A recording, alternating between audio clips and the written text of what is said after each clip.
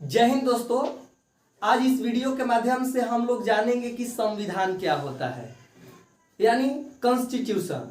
संविधान में दो वर्ड निहित है, सम और विधान। जहां पर सम का अर्थ होता है बराबर या इक्वल कहिए, और विधान का अर्थ होता है विधि, नियम या लॉ। यानी जो नियम सबके लिए बराबर हो वो क्या होता है, संविधान। इसमें कुछ प्रावधानों में विशेषाधिकार दिया जाता है, जैसे कि किसी छोटा सा बच्चा को 100 ग्राम दूध देना है और किसी 60 वर्ष के बूढ़े को 100 ग्राम दूध दे देंगे और कहेंगे कि दोनों को हम बराबर भावना से देख रहे हैं, तो बच्चा तो सही है लेकिन बूढ़ों के क्या होंगे, वो ऊपर पहुंच जाएंगे। वैसे ही अगर बूढ़ों को 1 केजी दूध की जरूरत है और वह 1 केजी दूध बच्चा को भी दिया जाने लगेगा तो बच्चा बीमार पड़ जाएगा। इसलिए कुछ विशेष प्रावधानों में विशेषाधिकार दिया गया है। संविधान को लेकर के अलग अलग विधि शास्त्री अपना अपना मत दिए हैं, अपना अपना सिद्धांत दिए हैं। तो जनरल भाषा में सबसे पहले हम लोग जाने कि संविधान होता क्या है। संविधान किसी भी देश का वह सर्वोच्च दस्तावेज होता है जिसके नियमों तथा सिद्धांतों के आधार पर राज्य का संचालन किया जाता है। यहाँ राज्य का अर्थ होता है देश। विधि के अनुसार जो राज्य का अर्थ होता है देश होता है। राज्य मीन्स बिहार, झारखंड, उत्तर प्रदेश, तमिलनाडु, ये मत समझिएगा। राज्य यहाँ देश को, विधि में देश को राज्य ही बोला गया है, तथा जिसके आधार पर शासन के स्वरूप तथा संगठन का निर्धारण होता है तथा राज्य और उनके नागरिकों के बीच संबंधों का नियम होता है, वह संविधान कहलाता है। अब हम लोग देख लेते हैं कि किस विधि शास्त्री का क्या मत है इस पर। संविधान का परिभाषा को लेकर के डायसी क्या बताते हैं। डायसी बोलते हैं कि वे सभी नियम जो प्रत्यक्ष या अप्रत्यक्ष रूप से सार्वभौम शक्ति के विवरण या कार्यान्वयन को प्रभावित करती है, वो संविधान है। इसके बाद लास्की जो है वो भी विधि शास्त्री हैं। उनके अनुसार नियमों का वह भाग जो निर्धारित करता है कि नियम कैसे बनाए जाते हैं, कैसे बदले जाते हैं और कौन सा उसको बनाने वाले हैं, उन्हें राज्य का संविधान कहा जाता है। कौन बनाते हैं, कैसे बदले जाते हैं, वो क्या है, राज्य का संविधान होता है। इसके बाद ब्राइस के द्वारा संविधान क्या है, संविधान उन निर्धारित नियमों का व्याख्या है जो सरकार के कार्य विधि संचालित तथा निर्देशित करते हैं। इसके बाद संविधान को लेकर के वुल्ये का क्या मत है, इसे देख लीजिए। संविधान उन सिद्धांतों का संग्रह है जिसके द्वारा सरकार के शक्तियों, शासितों के अधिकारों तथा उन दोनों के बीच संबंधों का समन्वय किया जाता है। यानी संविधान को लेकर के अलग अलग विधि शास्त्री अपना अपना मत दिए हैं। देखिए, जो कॉन्स्टिट्यूशन होता है, हमारा संविधान होता है, वो अलग अलग विधि शास्त्रियों के द्वारा अलग अलग मत दिए गए हैं संविधान को लेकर के।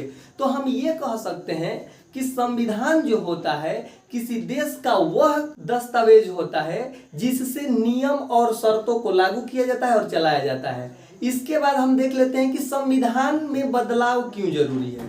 देखिए, समय समय पर अमेंडमेंट जरूरी है। अमेंडमेंट क्यों जरूरी है, क्योंकि आप लोगों को पता होगा कि हमारा संविधान जो है 26 नवंबर 1949 को बन करके रेडी हो गया था और कुछ भाग को लागू भी कर दिया गया था उसी टाइम, जबकि 26 जनवरी 1950 में पूर्णतः लागू हो गया। लेकिन उस समय को देखते हुए, जब हमारा देश आजाद हुआ था, संविधान बन गया था, तो संविधान उस समय को देखते हुए बनाया गया था। लेकिन आज का परिवेश कुछ अलग है, समय का परिवर्तन होता जा रहा है। इसी वजह से संविधान में भी अमेंडमेंट जरूरी है, संशोधन जरूरी है। अगर हम संशोधन नहीं करते हैं तो हम पीछे वाले जो उस टाइम बना था उसी को लेकर के चलेंगे तो ये हम पीछे रह जाएंगे। इसलिए संविधान में जो है अमेंडमेंट जरूरी है। अब हम लोग देख लेते हैं कि संविधान का वर्गीकरण। संविधान का वर्गीकरण क्या है? संविधान देखिए 3 टाइप से वर्गीकृत किया गया है। पहला है उत्पत्ति के आधार पर, दूसरा है नियमों के आधार पर, और तीसरा है परिवर्तनशीलता के आधार पर। देखिए उत्पत्ति के आधार पर संविधान को 2 भाग में डिवाइड किया गया है। एक होता है विकसित और एक होता है निर्मित संविधान। विकसित में क्या आ जाएगा? इसमें रूढ़ि प्रथा जो निरंतर पहले जमाने से चलता आ रहा है वो विकसित में आ जाएगा। निर्मित में क्या आ जाता है? निर्मित में जो होता है लिखित संविधान जो होता है वो निर्मित संविधान में होता है। चलिए दूसरा देख लेते हैं। नियमों के आधार पर, नियम के आधार पर भी 2 भागों में वर्गीकृत किया गया है। पहला है लिखित संविधान और दूसरा अलिखित संविधान। इंडिया का है वर्ल्ड में सबसे बड़ा लिखित संविधान इंडिया का है, जिसमें 22 भाग, 12 अनुसूची और 395 अनुच्छेद है। अगर वर्तमान की बात की जाए तो कहीं कहीं पर आपको देखने को मिलेगा 25 भाग, 448 अनुच्छेद और 12 गो अनुसूची। अगर वर्तमान की बात की जाए तो ये पहले का है 22 भाग,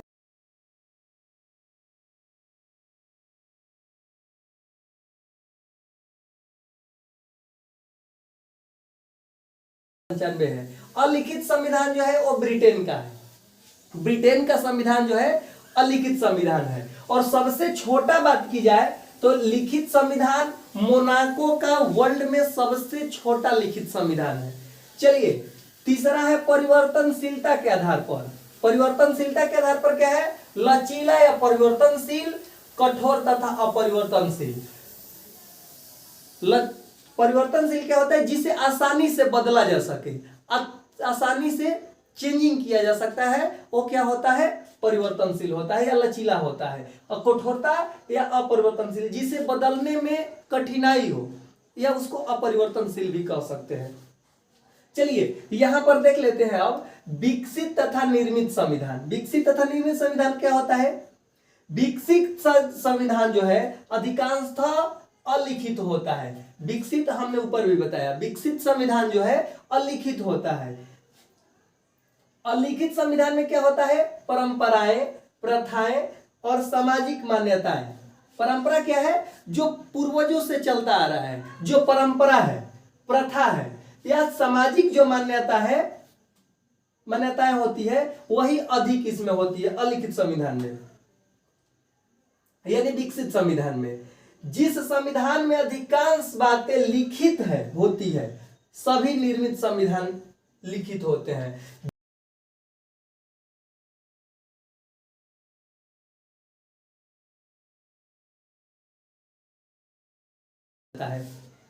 आगे देख लेते हैं जो लिखित संविधान है उसके गुण क्या है और दोष क्या है। लिखित संविधान का भी अलिखित संविधान का भी हम लोग देखेंगे।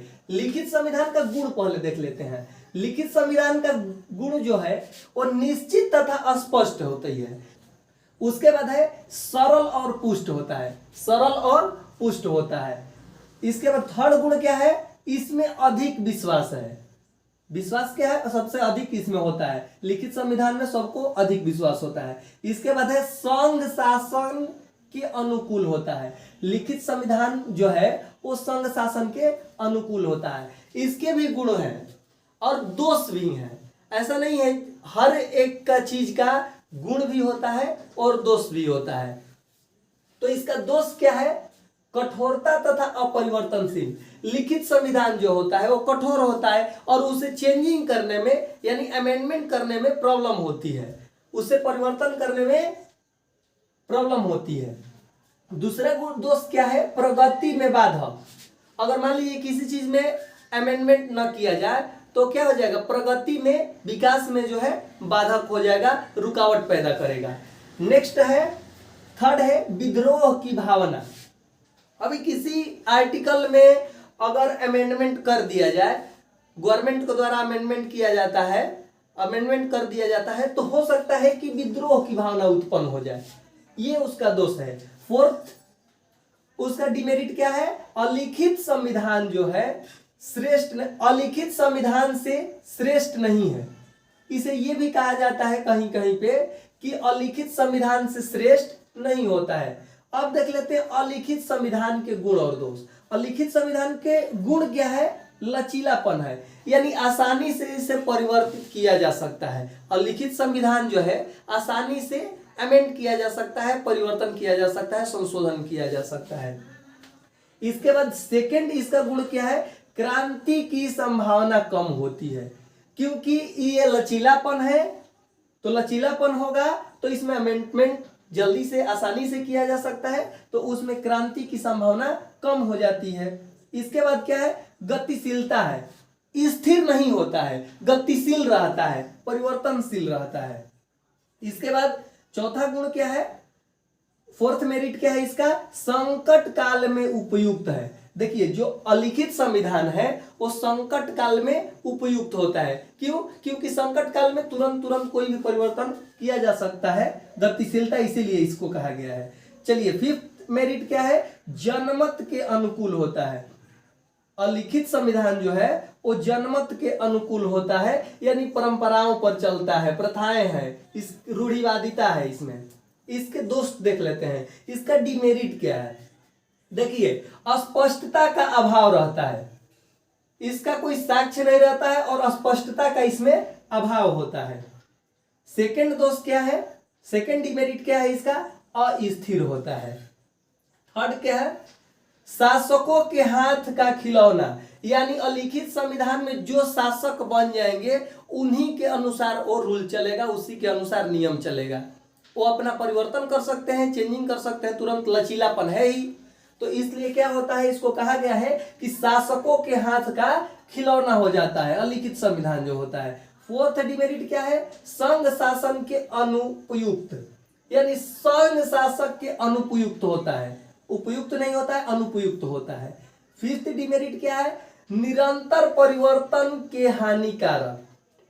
निरंतर परिवर्तन के वजह से वो क्या हो जाता है? हानिकारक हो जाता है। ये अब हम लोग देख लेते हैं कि एक अच्छे संविधान के गुण क्या होने चाहिए, उसके लक्षण क्या होने चाहिए।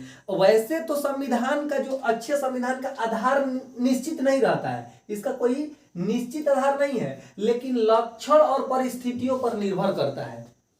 लक्षण और परिस्थितियों पर निर्भर करता है कि एक अच्छे संविधान का लक्षण क्या होना चाहिए, गुण क्या होना चाहिए, ये परिस्थितियों पर निर्भर करता है। इसमें फर्स्ट है पॉइंट अस्पष्टता।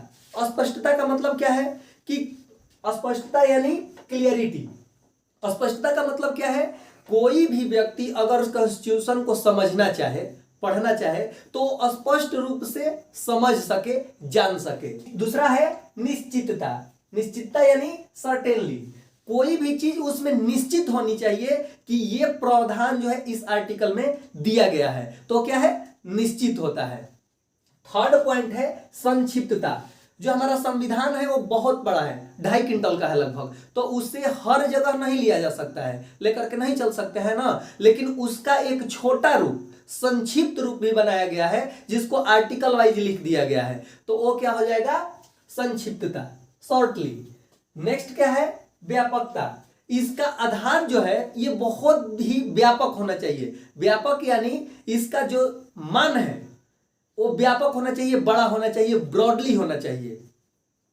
चलिए नेक्स्ट पॉइंट देख लेते हैं। फिफ्थ है मौलिक अधिकारों की व्यवस्था, यानी फंडामेंटल राइट्स।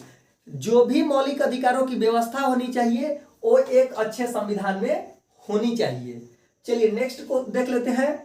चेंजेबल यानी परिवर्तनशीलता। किसी भी कॉन्स्टिट्यूशन में परिवर्तनशीलता जरूरी है, अदरवाइज अगर परिवर्तन नहीं होगा तो आप लोगों को भी पता है कि जो पहले से कानून बना है और आज तक वही चलेगा, अमेंड नहीं किया जाएगा। तो अमेंडमेंट जरूरी है, यानी परिवर्तनशीलता जो है जरूरी है। नेक्स्ट पॉइंट है अल्पसंख्यकों की हितों की सुरक्षा, यानी सिक्योरिटी ऑफ SC/ST। जो अल्पसंख्यक वर्ग हैं उनके भी सुरक्षा को लेकर के चलना है। तो एक अच्छे संविधान में अल्पसंख्यकों की सुरक्षा भी निश्चित है कि उसे रखना चाहिए, रहना चाहिए। इसके बाद है नेक्स्ट पॉइंट है, 8वां पॉइंट है न्यायपालिका की स्वतंत्रता, यानी फ्रीडम ऑफ जुडिशियरी। न्यायपालिका अगर स्वतंत्र होगी तभी वो किसी भी मामले में निष्पक्ष निर्णय दे सकती है। इसलिए न्यायपालिका की स्वतंत्रता जरूरी है, नहीं तो पक्षपात हो जाएगा। इसलिए अगर न्यायपालिका स्वतंत्र है तो वो किसी भी निर्णय को आसानी से दे सकती है। अब आइए इसका हम लोग देख लेते हैं निष्कर्ष। इसका निष्कर्ष क्या है? देखिए, संविधान न तो अत्यंत कठोर होना चाहिए कि समय के साथ उसमें कोई परिवर्तन न हो सके। संविधान जो है इतना कठोर भी नहीं होना चाहिए कि समय आने पर उसका परिवर्तन जो है न हो सके, और इतना लचीला भी नहीं होना चाहिए, यानी इतना चेंजेबल भी नहीं होना चाहिए कि इतनी आसानी से परिवर्तन हो सके कि जिससे इसकी सार्थकता, पवित्रता या मूल भावना ही समाप्त हो जाए। इतना कठोर भी नहीं होनी चाहिए कि उसमें कोई परिवर्तन भी नहीं हो सके, और इतनी लचीला भी नहीं होना चाहिए, यानी इतना नॉर्मल भी नहीं होनी चाहिए कि उसमें ऐसा परिवर्तन ला दिया जाए जिससे उसकी सार्थकता, पवित्रता और मूल भावना ही समाप्त हो जाए। कठोर तथा लचीले के बीच होनी चाहिए और स्पष्ट तथा संक्षिप्त हो तथा नागरिकों के अधिकारों की रक्षा कर। मिलते हैं फिर नेक्स्ट पार्ट में, तब तक के लिए जय हिंद।